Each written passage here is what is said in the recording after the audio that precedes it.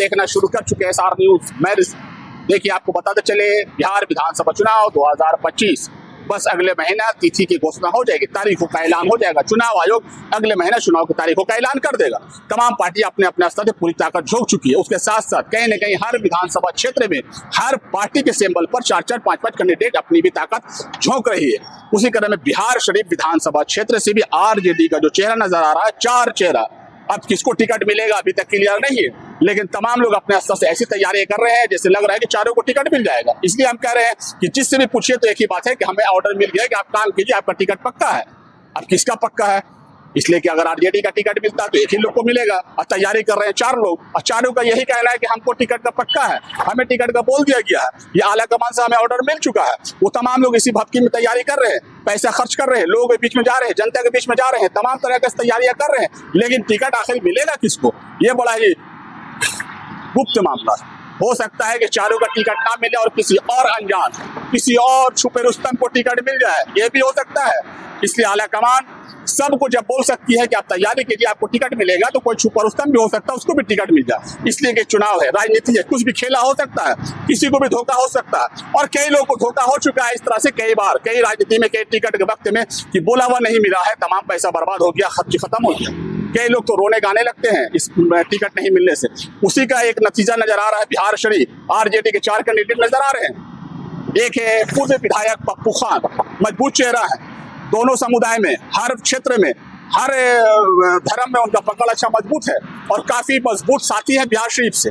कहीं न कहीं पप्पू खान का जो चेहरा है वो एक मजबूत चेहरा नजर आता है पूरे बिहार शरीफ में, इसलिए कि दोनों समुदाय, अभी उन्होंने एकता सम्मेलन किया था बिहार शरीफ के टाउन हॉल में, जिसमें देखने को यह मिला, जो टाउन हॉल में एकता सम्मेलन हुआ उसमें तमाम आरजेडी के कहीं न कहीं बड़े नेता वहां मौजूद रहे। उस मंच पर, पप्पू खान के मंच पर आरजेडी के बड़े चेहरा मजबूत रहे, और उन्होंने उनके इस भाषण से ऐसा लगा कि उनके पीठ भी थपथपाया है कि इस बार आपका टिकट पक्का है। लेकिन अभी पक्का किसका है? और भी कई चेहरा है, दानिश मलिक, उनका भी चेहरा कहीं न कहीं अभी पूरे बैनर होर्डिंग से नजर आ रहा है पूरे बिहार शरीफ में, और आपको बता दें वो भी तैयारी कर रहे हैं पूरा जमकर, और उनका भी यही कहना है कि हमें भी वहां से सिंगल मिला है। कहां से मिला वही जानते हैं कि हमें भी आरजेडी का टिकट मिलेगा, और वो भी आरजेडी ज्वाइन किए हैं बस इधर ही।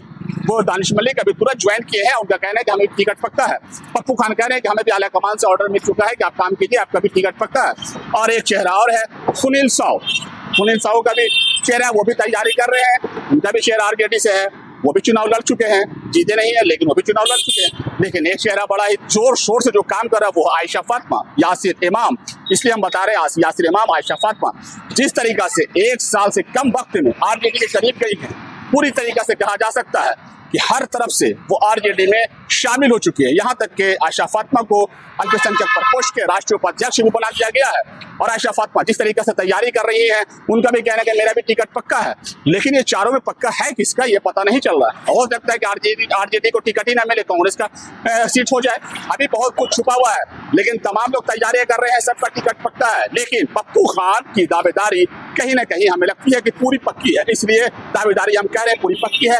उनके जो अभी सम्मेलन किया था, एकता सम्मेलन, उसको देखते हुए ऐसा लगता है कि पप्पू खान के तमाम बड़े आरजेडी के नेता उस मंच पर मौजूद थे, और तमाम लोगों ने पप्पू खान का पीठ थपथपाया। संख्यक प्रकोष्ठ के राष्ट्रीय अध्यक्ष अली अशरफ फातमी साहब ने उन्हें राष्ट्रीय उपाध्यक्ष की अल्पसंख्यक प्रकोष्ठ में आयशा फातिमा को जगह दी है, और उन्हीं को लेकर कहीं ना कहीं एक चर्चा है कि उन्हें एक पद मिल चुका है। हो सकता है ये भी एक बरगलाने की बात हो सकती है, इसलिए कहा जा सकता है कि आयशा फातिमा को उपाध्यक्ष, राष्ट्रीय उपाध्यक्ष बना दिया गया, टिकट किसी और को भी मिल सकता है।